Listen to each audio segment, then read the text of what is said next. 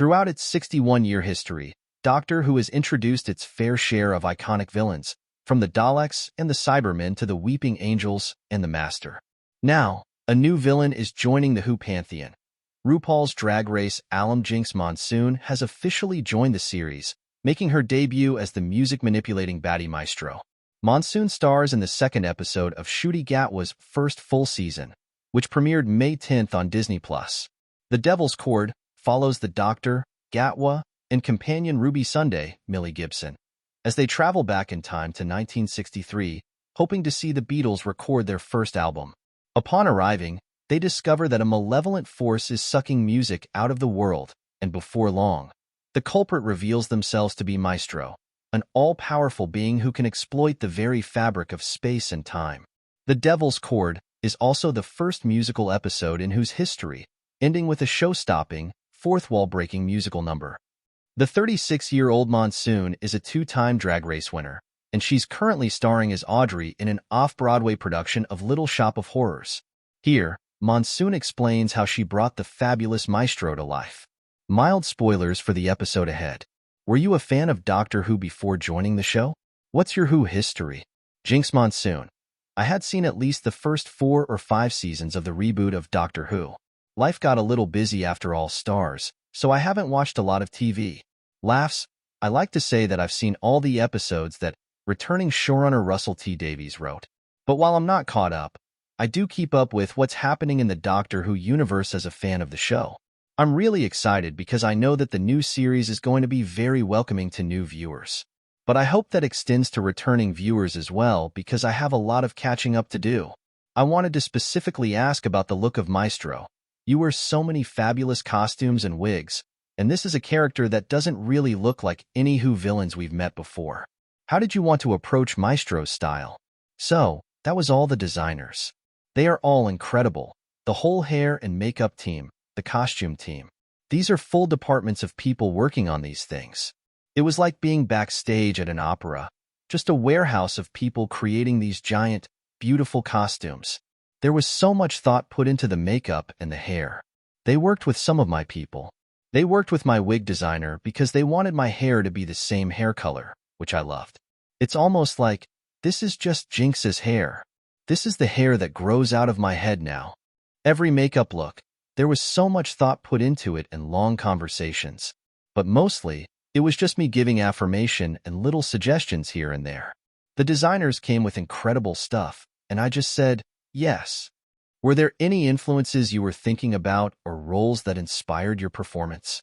I hope I'm not misquoting it, but I believe in the script it said, Maestro, think Joker, think the child catcher from Chitty Chitty Bang Bang, and think Jinkx Monsoon. I was in the character description, so I knew I could rely on some of my own affectations and personality traits. Laughs.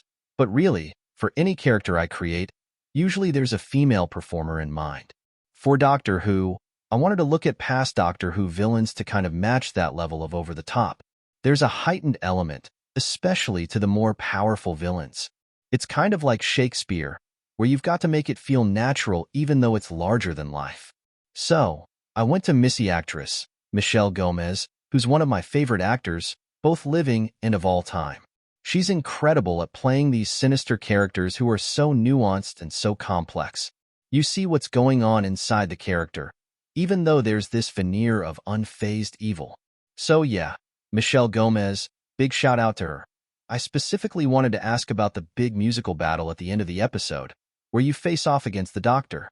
What do you remember most about filming that sequence? Well, I love it because it's like Looney Tunes all of a sudden. It's like a Bugs Bunny cartoon or Merry Melodies.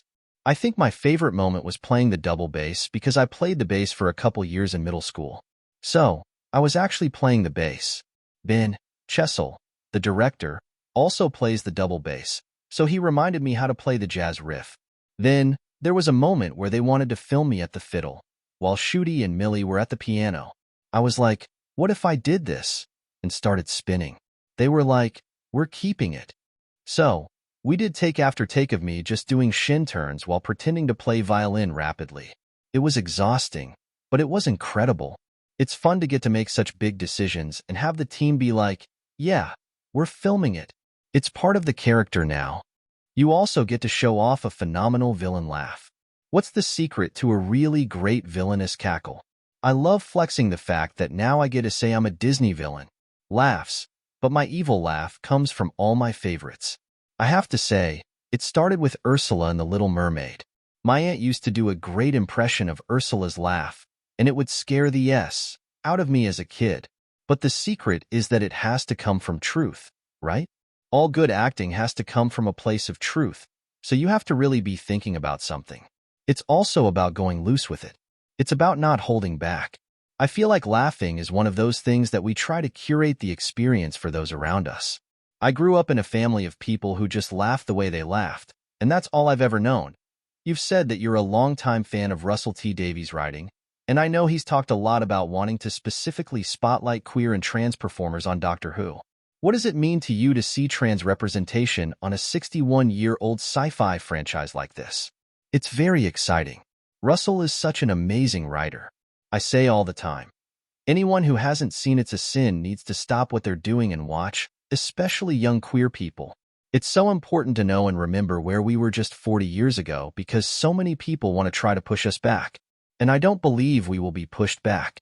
I believe the kind of representation we're seeing in mainstream media means that it's too late. Sorry, conservatives, your numbers are shrinking. So, this is really exciting.